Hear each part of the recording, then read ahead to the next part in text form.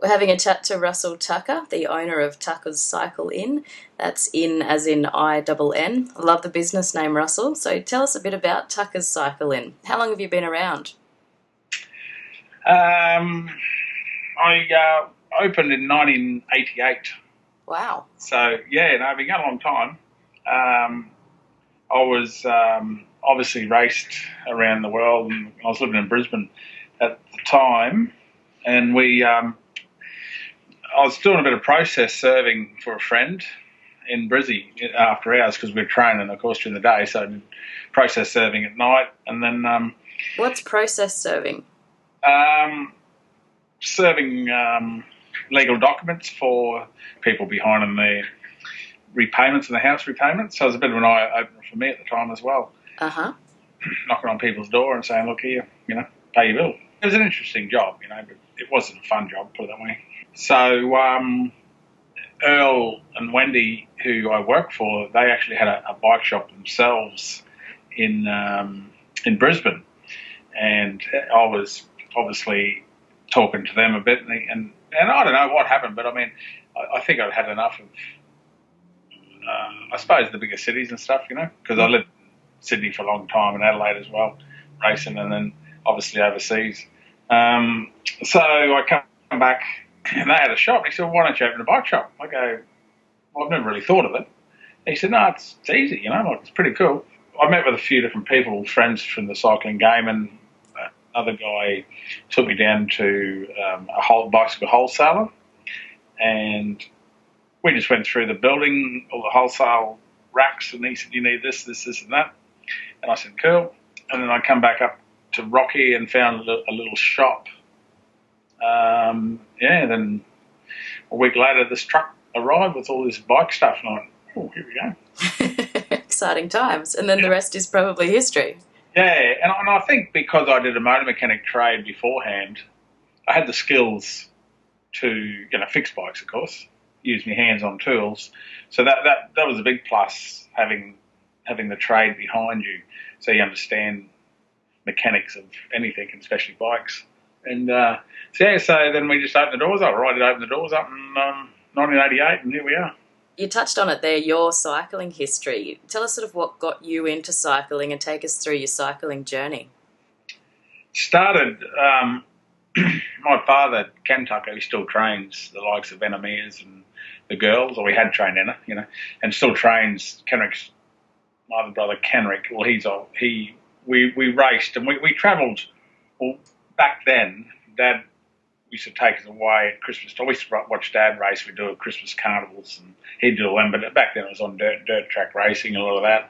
So we would travel with him, and we'd all get in the car and off we'd go.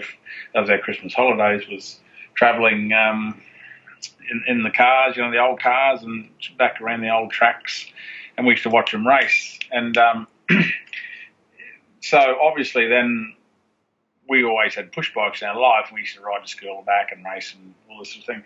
Dad had this theory that he would not let us race until we were 12 years old. And I still today think that's a brilliant idea, because you see a lot of kids get thrown into sport early and they're not allowed to be kids as such and do this, like we used to come up from school and run around the streets and, play and not worry about sport. But we wanted to race, and my brothers started it when they were 12. We'd go and watch them, and obviously they'd race, and then when I turned sort of 12, was allowed to start racing. So from there, we just started racing, and away we went, really. And you say you travelled the world, so you must have done pretty well. Yeah, you could always do better. I mean, I'm pretty happy. I mean, I've made a few world's teams and stuff, and for the Australia, I won Australian titles and many state titles. In them days, you'd win a state championship, you'd go and race the Australian championship, and if you won the Australian championship, you'd represent your country. Well, unfortunately for me, I suppose politics got involved, and you get left out of national teams, and it happened then. It still happens today. So a lot of that, that changed my future, I suppose. But when I was overseas one stage, I stayed over, and my brother Byron was there, and we went through the European winter racing, the 6-day series. That's an indoor velodrome racing. That was a lot of fun, You're outside, she's minus and snow, and inside you're racing with 60,000 people screaming. So that was pretty fun times. So a lot of great fond memories of cycling overseas, and then I made pro teams, and I was in Switzerland. I made we're a pro road team, and I come home for Christmas, and me and my brother Byron went and raced around Australia, and we won a lot of stuff, rating Madison racing, 2-man track racing, and then I don't know, life got in the way, and I never went back, because what you got to understand, back in the 80s, the only communication you had in Europe was a letter, too expensive to make a phone call, and it was a pretty lonely existence and tough existence. The guys these days, we do what we're doing now, Skype and chat, and it's all free, and travel's cheap, and phone calls are cheap. So but back then, we were living in people's cellars, living on a shoestring budget, just making our ends meet, and going training, and because life was so tough, you'd line up, you'd have 120 bike riders, and they're desperate to win or to be seen, because the talent scouts are out, and if they could make a pro team, then they got paid, and that was their life. So you can imagine 120 guys in a race, how desperate they become in the end to win or be seen. So racing was horribly tough. It's still ridiculously tough racing now, but back then the downside to it, I suppose, is you had no communication with home, so you had yourself, and many a times, when you're down, you got no one to talk to, because you can't ring up, you couldn't Skype. You know what I'm saying? You go back to your cellar and you go, oh, let's try again next week, or you'd fall off, you have some bad crashes, and you're knocked around, and what do you do? So that side of it was pretty tough. And then I suppose, in hindsight, I would love to have gone back and kept my career, like overseas racing career, going. But look, I come back here and race. I still race today, you know what I mean, because I still love it. It never dies. So it sounds like all through life, cycling has been really important for you. Is it something that you subscribe to, and does it become almost a way of living life? Well, it's been my life. It's given me, obviously I got the bike shop, and that's through cycling, and I continue to travel. I mean, what was it, about 5 years ago, I went and won the world championship on the track a few years back, just because I thought because I'm training, and I mean, I've got a high expectation of myself on a race, so I thought, well, if I'm going to train, I might as well train for a world title instead of a state or a national title. So if there's a world title handy, I'll go and race it. And this one was in Australia. I mean, I won't travel overseas to race worlds anymore because it's expensive. Go overseas and race for 3 kilometres. Them days are gone. My niece, Kenrick's daughter, just won the national sprint title, the under-19s. Oh, wow. So she's just made the Australian team. But the world title for her is in Kazakhstan. It's a 40-hour trip and a $10,000 trip fee. So that's the sort of expense that sports people these days face. And, the government's broke, so there's no funding available as such.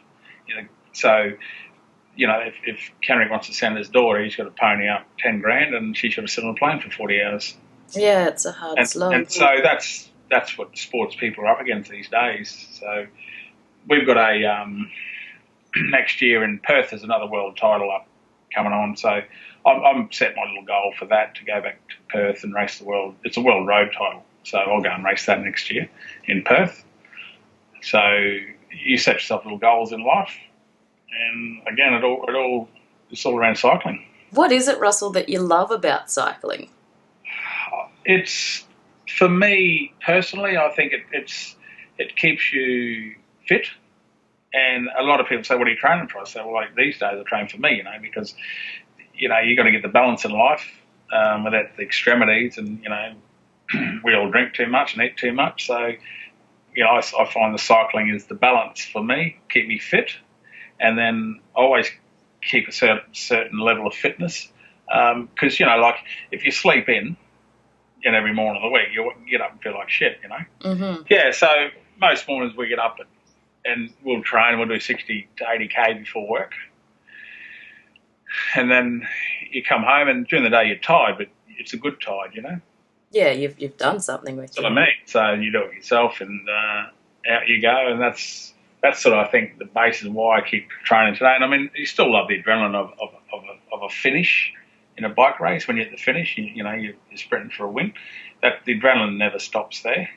And is it a pretty social thing as well? Does it become a part of your social life? Absolutely, like massive circle of friends through cycling, and Facebook's been brilliant because you keep in touch with all these guys, and like back in '84 when we were training for the Olympics, we went up to Colorado, and there's an American guy there become quite friendly with Steve Hegg, who won the Olympic Games that year, and I went back in the late mid '90s, about would have been 14 years later, and I never had contact with this Steve since we were training camp, and we were lining up. I think we were in it wasn't the States I was racing, and they were calling all the names to the front, like the better cyclists get called up. So we got called up, and I hear Steve Hegg, and then he hears my name get called out. We looked across and went, so needless to say, we raced, and afterwards we sat around, had beers and had a chat, and caught up. So those sort of things never stop. And with Facebook, you contact people, you go, wow, I haven't heard, and it's good to see what they're doing, and they see what you're doing, and you don't have to really drop a line because you're still in touch without being in touch. So it's nice, Yeah, yeah. Is there anything you dislike particularly about cycling? Not cycling itself. I suppose the hardest thing with cycling these days is the amount of traffic that's around now, and the training on the roads, and the environment of the cars and push bikes, that sort of thing's pretty tough. The other thing I dislike is all these people who get online and do a personal training course, and they become trainers, and they haven't got a clue themselves, but they charge kids to train. You know what I mean? Mm-hmm. The little things like that irk me, but the cycling itself, there's nothing to dislike about it.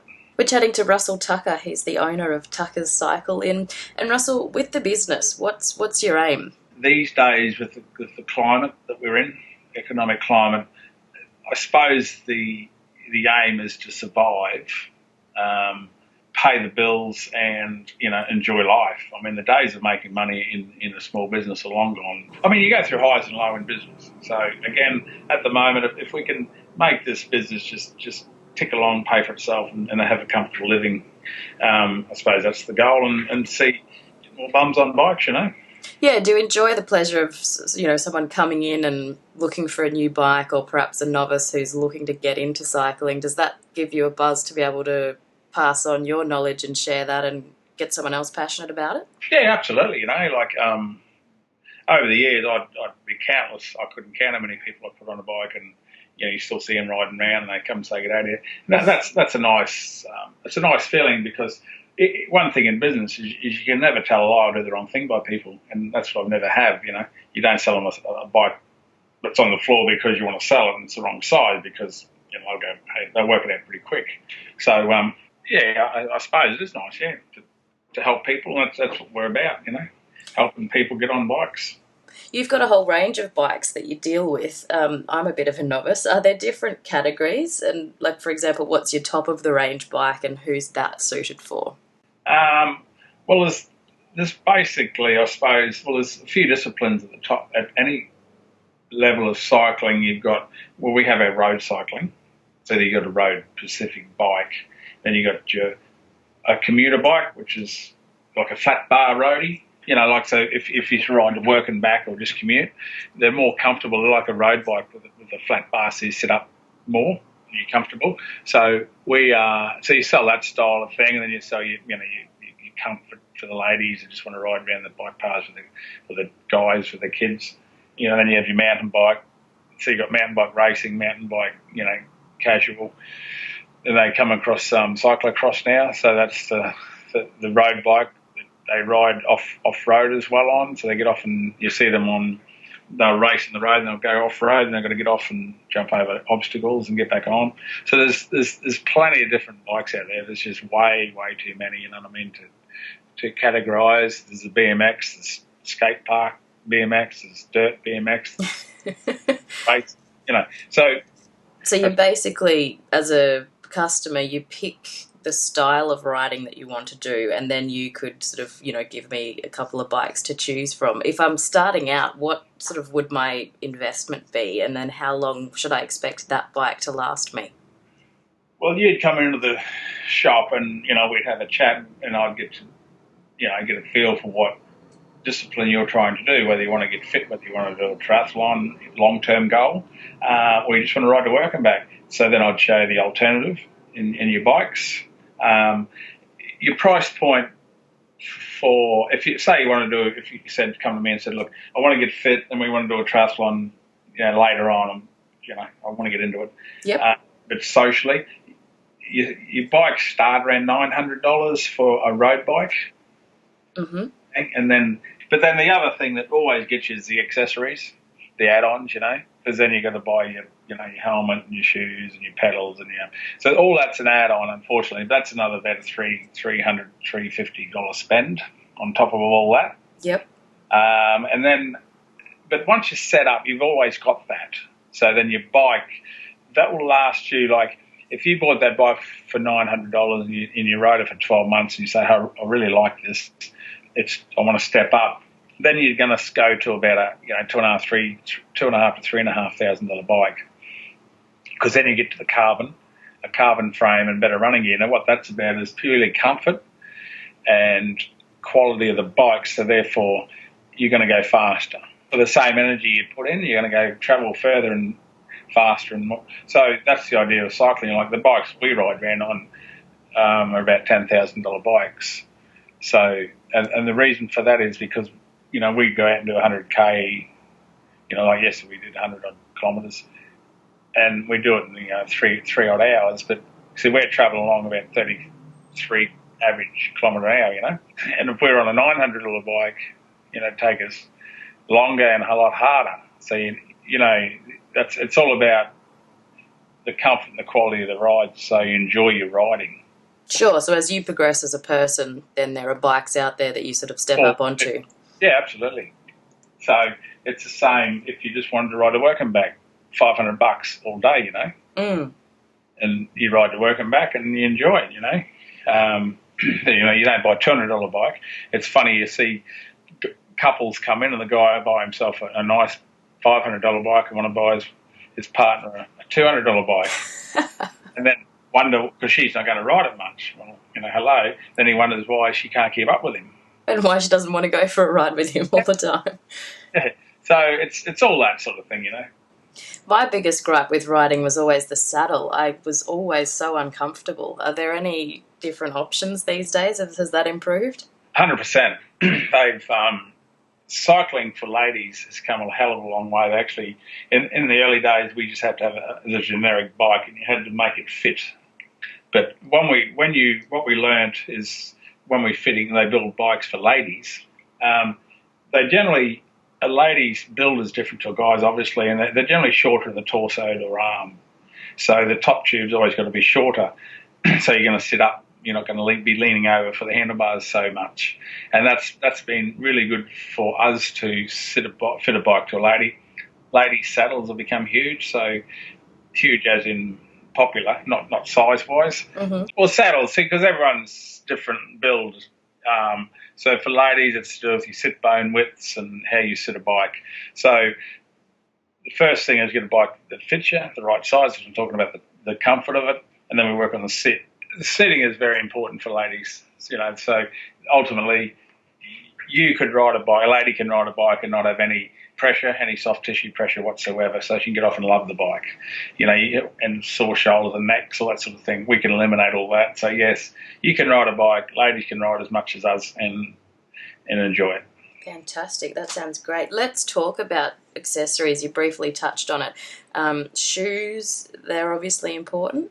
Unlike a jogger where they have a soft sole to cushion the jogging, the pressure of the shoe, these cycling shoes have a solid sole, so when you're transmitting the power, you don't lose any through the sole. It's just direct to your pedal. So when we clip in, it's very important to get your foot in the correct position so we talk about your ball of your foot. That's over the axle of the pedal. It's all about the biomechanics of fitting a bike.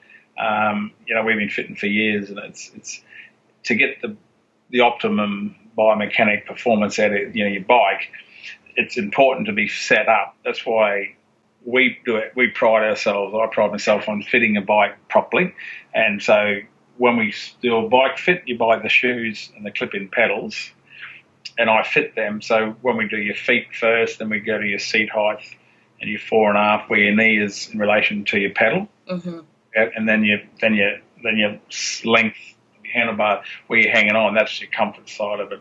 So that's very important when we sell a bike. We always do that, and we take the time out to make sure that whoever's on the bike, we do them up here on an indoor trainer, so they actually ride the bike in the shop before they leave, and then they go out there and they get a feel for the bike, and they can come back in, and when we fine tune them from there. Custom setup for every person. Yeah, fantastic. When it comes to helmets, there seems to be a huge range and real variation in price. How do you go about choosing a helmet? Helmets have got a lot better, and the competition's out there. So once upon a time, you would have had to buy a $300 helmet, and we still ride them because there's more ventilation in them, and they're light on your head. And when you're doing the longer rides, you don't feel a helmet on your head, a heavy helmet or a hot helmet. So that's where the money is involved in these helmets, is because they've got to have the Australian standards and all that sort of stuff. They cost so much, as in for the technology to have a helmet that's light and heaps and cool. But these days you can buy a $60 helmet that has that technology built into it. It's cool and light. So again, we start your helmet. If you're to buy it, and it relates to the bike you buy. Like if you buy a $500 bike, you buy a $60 helmet. If you buy a $1,000 bike, you might buy a $90 or $100 helmet. And it's a style of helmet, whether it be a mountain bike or a road riding helmet. There's two different styles. Mm-hmm. There's plenty of helmet choice out there, and like I say, or for the guys riding to the shop and back, he buys a $39 helmet. So. And they're still very comfortable fitting. Bang them on, away they go. There's no problem with them. Yep, sure. Clothing, is that a big part of it as well? The shorts are very important. What we call it, the nicks, we call them nicks or cycle shorts. Very important. Again, they have ladies and male Pacific cut, how they fit. You've got to have a nice firm. They have a padding in them. We used to call them a chamois. Now they call them pads. That you sit in the short, and that obviously cushions the seat. Again, takes the pressure off. And there's different cuts for male and female because obviously we're built different again. So that's a big part of it. Once you start riding and do a few Ks, it's a must to have these shorts. Now they range from you can get base ones for $60 odd, but if you spend $100, you get one that'll last you for a long time. It's like you buy something properly at the start, and it'll fit properly, and you keep wearing it. We have nicks that are 3-4 years old. We're still wearing. All right. Well, it sounds like I've got my bike, I've got all my gear, I'm looking the part, I'm ready to get on the road, and that's a little bit daunting. What's your advice in terms of road riding? What do I need to know? Look, and again, that's the hardest part. Unfortunately, here in Rockhampton, we don't have bike paths. And for many years, I've campaigned, talked to the council about getting a bike path or what we call a criterium circuit, which is an enclosed circuit that you can ride around on. They fail to care that the cyclists need their own lanes. Like you go to Adelaide and they've got hundreds of kilometres of bike paths, which is perfect. It's just brilliant. You don't have this interaction with cars because you're not on the road. The hardest thing here is the traffic. We say, look, get out early. Pick your times to ride where the traffic's not thick, and get off the road. That's I gather, and we do that a lot early. That's why we're out on the road at 4 and I'm home at about 6. You sort of a lot of the traffic hasn't started yet, so we're off the road. We have rides leaving from the shop here at 5:30 Monday and Friday mornings. Where Dave, who works for us, he rides. He takes him for like a nice steady ride down the road, around town for 30k, and averages like a slower 26 to 28 kilometre an hour ride. So that's good for newcomers. And he'll talk to them and show you how to ride in a bunch and ride the wheel, set up close, because obviously in a bunch you get that drafting effect. And I think it's a lot of people. It's just a confidence to come and to join the bunches and have the confidence to get in the bunch and ride. Traffic's the hardest thing in towns that don't have the bike paths. When speaking to cyclists, some say gears are a tricky thing to master. Have you got any advice regarding gears? Gears are a big thing, learning which gear to be in. And when we're doing the setup, we always teach them, show them what gear you should be in and what we call cadence, your leg speed. So we set that and show them, look, everyone talks about what cadence you should ride at, which is your leg speed. You should ride at 90, you should ride at 80. Well, we used to always swear by that. These days, they've worked out that everyone has a natural cadence. Like if you run at a speed, or you swim at a speed. So when you ride, you'll find a natural leg speed you're happy with. So you ride that. So therefore, you change your gears to suit. Okay. And then as you want to go faster, as you get fitter, then you get stronger. And so then, therefore, you can ride a harder gear or a bigger gear at that same cadence, and therefore you're going to travel faster. And that's the basics of it, of cycling and going fast. Mm-hmm. Because if you go out and pedal real fast, you're going to get your heart rate up, and therefore you're going to lactate, build up lactic acid. Heart rate raises, and boom, you're gone. In terms of people progressing their cycling or staying motivated, what do you suggest? Are there cycling schools, or you think just join up with one of these groups or find some buddies, start training for something? Yeah, spot on. Train for something. Like always set yourself a little goal where you want to be. There's a lot of Grand Fondos, which are social longer rides that people put on. There's, I don't know, in the area of Noosa, they do a Noosa festival where they, you have different ride links. And it's just a social ride. I mean, a lot of guys go and race it for the fun of it, but that sort of style of racing, training, it gives you something to train for. Like I know a lot of guys at the moment are training for the Noosa Grand Fondo. I think it's about March, April. So a lot of them going to do that. They have different distances. We road race here during the winter. It starts next month. It's always good to have a bit of fun road racing, because it sort of sets you. It gets your mind active, as in, okay, I've got something to train for, I'm going to race, and you go out and start in a low grade, and you think, oh, I like this, and you always want to improve. So that sort of thing is always good to challenge yourself, and again, there's a guy, Peter Kane, here has started Cycle for Life. It's a little social, it started very small social riding groups. He'll have anyone up to 70 or 80 cyclists turn up on Saturday morning to go for a ride. Yeah, wow. Yeah. Because they're in the social activity, and it always ends up at a coffee shop, after it. Nice, yeah. So, yeah, you're out getting fit, meeting some new people, spending time with friends, and, yeah.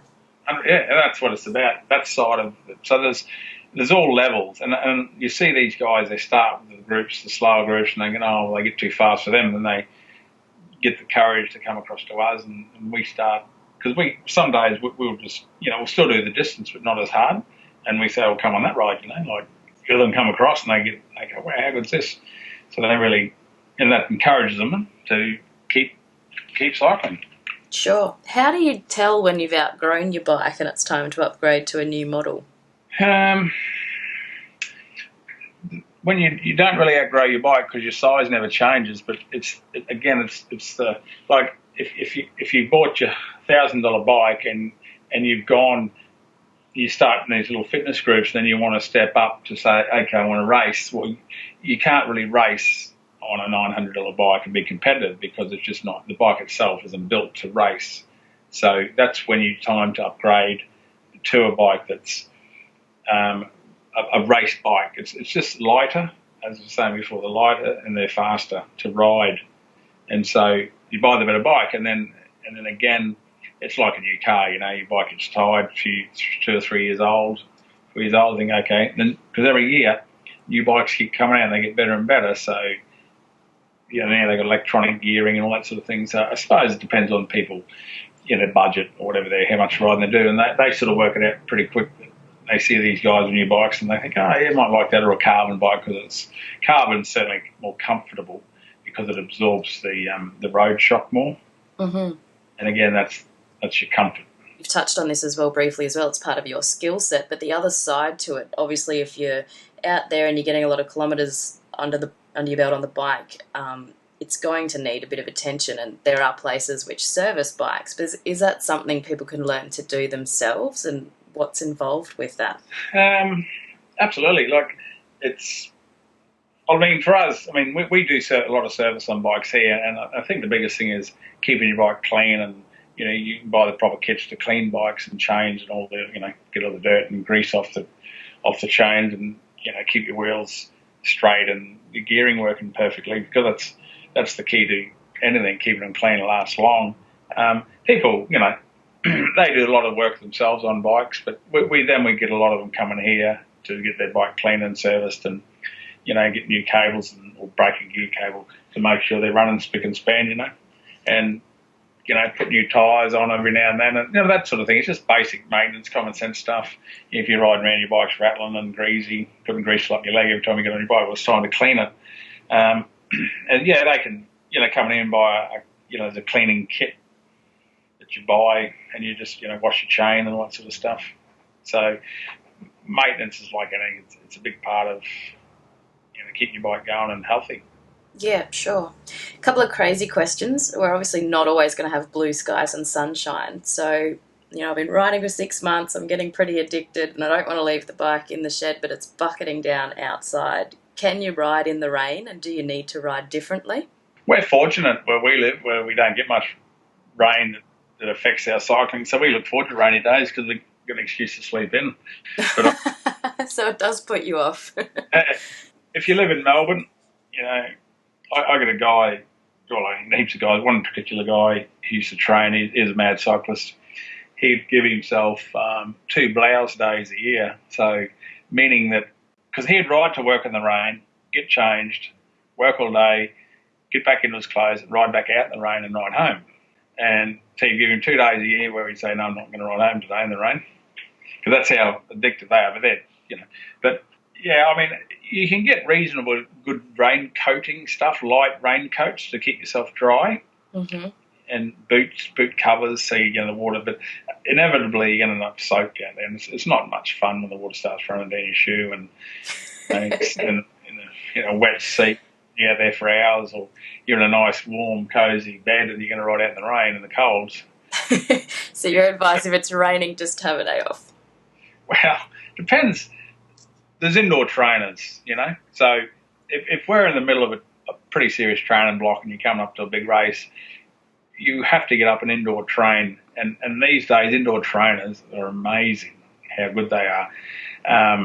They dial up to your phone, your iPhone, or just you put in what you want to do, and it links to your trainer. Put your bike on it, and it'll adjust how many wattage you want to do, what sort of effort you want to do, and these are just brilliant. The trainers. Wow. For the average punter, you can just get on and you can still buy a $200 trainer, or you can buy a $1,500 trainer. Again, it depends what level you're looking at. But I know guys that, because their wives work and they've got kids, they'll sit on these trainers for a couple of hours indoors. Mm. They're just... That sounds brilliant. Yeah, it is. So, and they can just dial up exactly what program they want to do, and they'll just go and do it. Yeah, and then you've got a measurement of what you've done, and... Oh, it's just, they download it, or their coach can watch them live, Mm. Technologies, when I say watch them live, watch their data live online. It's just, technology is amazing what it can do now. Fantastic. Well, that's really exciting. So for someone wanting to get into their cycling, what's your best piece of advice? Look, just get an entry-level bike. Find a good group of people that or come on the easier rides. Get a feel for it, but get set up properly. So you're comfortable on the bike. So you go and do your hour roll or something, and you get off and go, well, I enjoyed that. Not get off and go, oh, if you get off and go, oh, you're not going to get back on, are you? No. So if you are doing that, I guess call in and see someone like yourself and, like you say, get properly set up. Get properly set up, get comfortable, get the right clothing, spend the money initially, and because that clothing and stuff stays with you forever, and then you just keep upgrading your bike, and everything goes with the bike to the next bike. So get yourself comfortable, and then get out of bed early and go for a nice ride in the quiet and the cool, and enjoy it. Don't start in winter. People come in, they're going to go training. Well, you don't like riding out we get out in the winter, and here it gets quite cool. Like, people don't believe it, but it's 2 degrees in the morning out there training. By 8 o'clock we're back in our summer clothes, but just as it's a cool mornings in our area, central Queensland, and so we have full blown winter gear. We're covered in all the thermal gear and jackets and gloves and beanies, ear covers and booties, thermal socks some mornings, depends what the weather is, but anything going to 10 degrees, you don't want to go riding if you haven't got the clothes on, because your feet and hands ache because it's the chill factor that kills you. So, don't start then. Go now when the weather's just beautiful. Great advice. Well, thanks heaps for chatting with us, Russell. Have you got any suggestions of who we could speak to next? A good friend of mine, Wayne Clifford, he used to do the ABC Sports Show. He's into all sorts of sport, and he loves cycling. He actually runs the triathlon club here. Ah, cool. And he runs a very good social atmosphere where he gets anywhere up to 140-odd triathletes turn up of a Sunday morning to have a bit of fun and have do the triathlon. Perfect. All right. Well, thanks, Russell. That's Russell Tucker, the owner of Tucker's Cycle Inn, and you can check out their business at www.tuckerscycl